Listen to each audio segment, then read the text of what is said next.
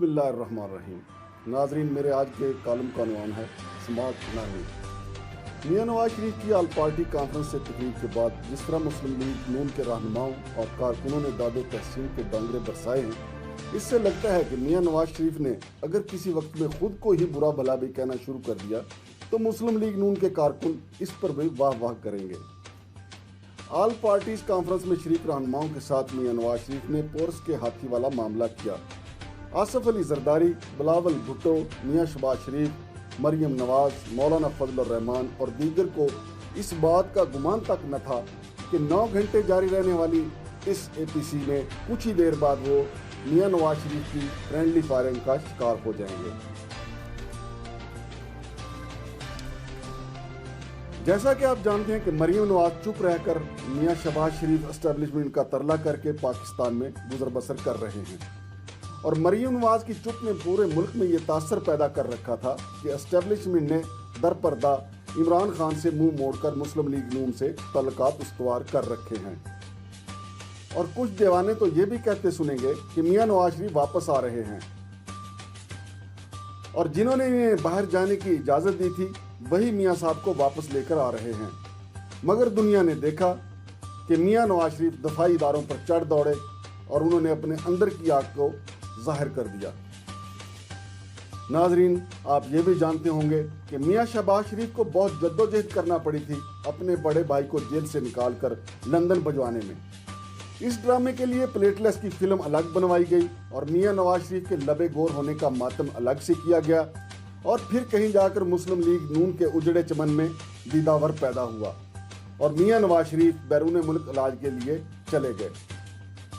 اس میں بھی کوئی شک نہیں کہ آصف علی زرداری اسٹیبلشمنٹ سے ڈیل کے بعد ہی گھر پر رہ کر کورونا کا علاج کروا رہے ہیں۔ البتہ اے پی سی میں شرکت انہوں نے سیاسی طور پہ زندہ رہنے کے لیے کی اور اپنے موسنوں کے خلاف ایک لفظ تک نہیں بولا۔ مولانا فضل الرحمان کو یہ یقین تھا کہ میاں نواز شریف کی تقریر سے وہ حکومت اور اسٹیبلشمنٹ کو دباؤ میں لانے میں کامیاب ہو جائیں گے،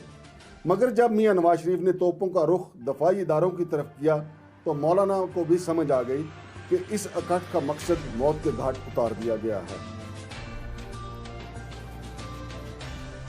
دوسری طرف وزیر اعظم عمران خان نے پیمرا کو یہ اجازت نامہ دے کر کہ میاں نواز شریف کا خطاب مکمل طور پر دکھایا جائے، در حقیقت پوری دنیا کے سامنے عیاں کر دیا کہ میاں نواز شریف بیماری کا بہانہ کر کے لندن فرار ہوئے اور اب واپس آنے سے ڈرتے ہیں۔ میاں نواز شریف کی تقریر نے مسلم لیگ نون کے سینئر سیاستدانوں کو باور کرایا ہے کہ ان کا لیڈر دیواروں کو ٹکرے مارنے سے باز نہیں آئے گا، اور میاں نواز شریف کے ہوتے ہوئے ہر مسلم لیگی کا مستقبل تاریخ ہے۔ اے پی سی نے حکومت کو ہٹانے کے لیے جنوری 2021 کی تاریخ دی ہے، مگر سچ تو یہ ہے کہ مریم نواز اور شہباز شریف کو کم از کم 1 سال تو لگے گا کہ وہ دفاعی اداروں کو یہ یقین دلا سکیں کہ ان کے بڑے بھائی اور مریم نواز کے والد کو ورگلا کر یہ تقریر کروائی گئی، کیونکہ شہباز شریف کے پاجی کے اس خطاب نے دفاعی اداروں کے پرانے زخم بھی تازہ کر دیے ہیں، اور جب یہ زخم ایسا کوئی شخص دے جسے خود پال پوس کر بڑا کیا ہو تو یہ زخم اور بھی گہرے ہو جاتے ہیں۔ البتہ اے پی سی کی خاص بات محترمہ مریم نواز کا سبز جوڑا تھا، جسے پہن کر وہ نانی ہونے کے باوجود بلاول کی ہم عمر لگ رہی تھیں۔ اگر وہ سرخ جوڑا پہنتی تو اور بھی قیامت برپا کر دیتی، لیکن پھر اے پی سی کا سیاسی رنگ کچھ اور ہی ہوتا، اور بلاول بھٹو کے ساتھ ان کی تصویر کے چرچے اب بھی ہوئے،